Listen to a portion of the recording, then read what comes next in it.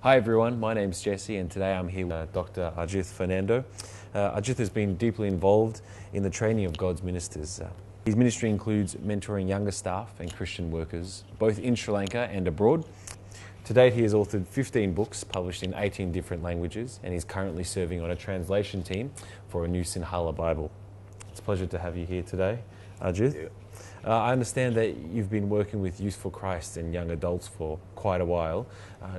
How long, when did this start? Well, I joined Youth for Christ in my teens. Then was part of it when I was a university student. Yes. Then I went to seminary for 4.5 years abroad. Yes. Came back into the same ministry and have stuck with that. Now it's 36 years. 36 years. Yeah, full time. Well, quite a while. What are some of the pain and joys you've had serving with younger people? Well, young people go up and down, so sometimes they are all excited and then they give up everything. Yes. One of the pains has been to see some people who are so excited about the gospel no longer excited. Okay. The joy, of course, is to see many who have gone on. Yes. And now that I've been around for so long, to see so many people in churches, pastors, lay leaders, spouses of pastors, who came to know Christ in their teens and who are now going on with God. I think that's one of the great joys. Oh, that's fantastic. So, but it must have been quite a challenge for you all these years as well. Well, yeah, sure. I mean, ministry is always challenging. Yeah. And Youth for Christ has had its challenges. Yeah. Youth ministry is a very strange type of ministry. Very difficult to get outsiders excited about it. Yes. Fundraising is always an issue. Yes, yeah. But when you feel God has called you to do it, the happiest place is to be where God called you to be. Yes, that's right. Yeah. So you would say that that's what's kept you in this Yeah. for the amount of time, Yeah. for the 36 years that you've been serving. Oh, that's incredible.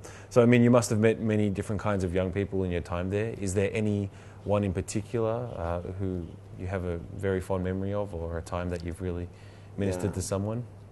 The particular ministry that I have personally been very involved with has been with urban people from the slums, poor people. Yes. So those are people who come with a lot of hurts. Yeah. So, in fact, I sometimes feel that God kept me in youth ministry for so long because these people need a father. Yes. They don't have a father figure in their own home. So God has allowed me to disciple several young staff who've come from very difficult backgrounds and to show them concern and love and to see them coming, growing, becoming staff, then becoming parents, having their own children. So that's been one of my real joys.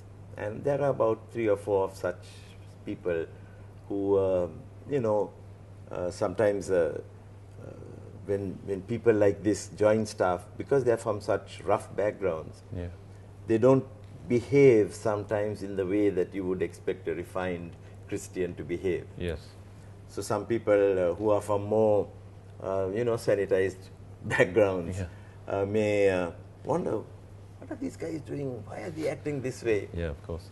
So what I say is, if they went the way they should have been going, either they'll be dead by now, or they'll be in prison, or they will be leading a gang.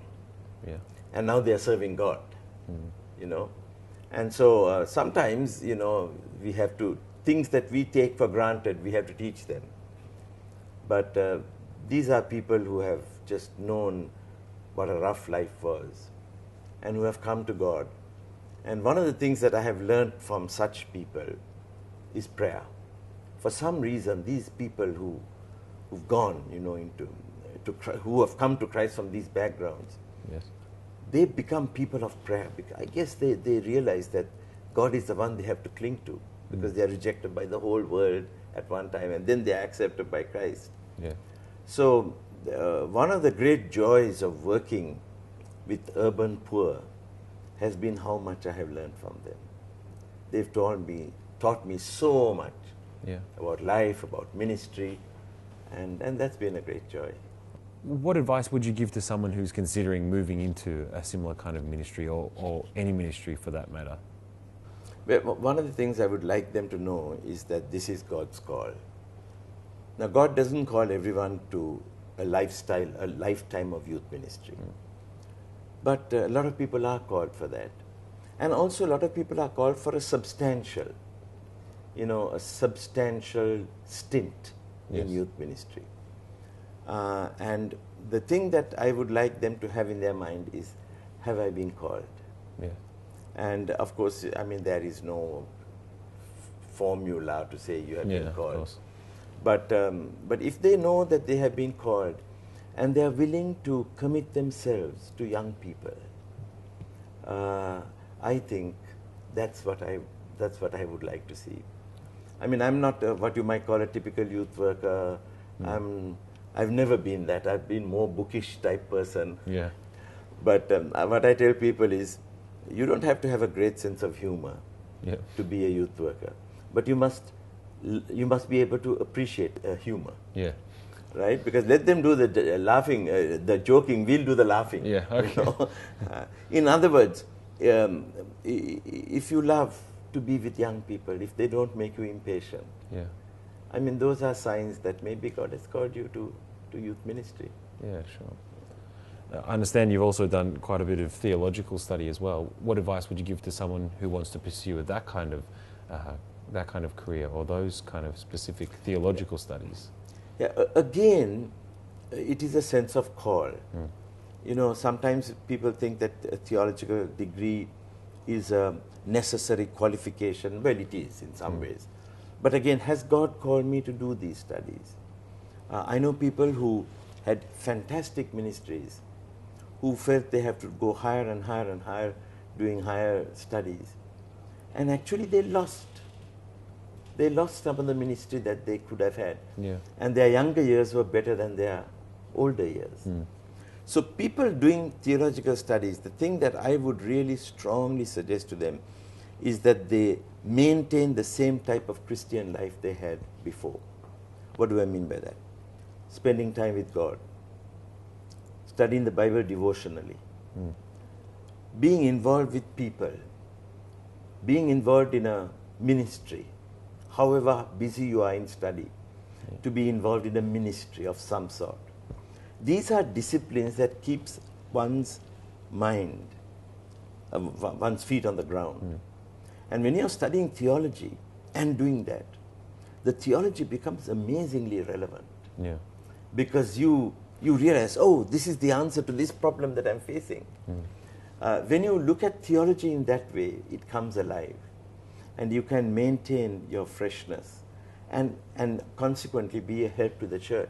Yeah. Because you are doing ministry, spending time with God and studying. And you know, out of that comes a penetrative ministry. Yeah. Oh, well, thanks, Ajith, for your time and for sharing with us here today. I'm sure we can all appreciate and learn from your heartfelt thoughts. So thank you very much. Thank you. Nice to talk to you. You too.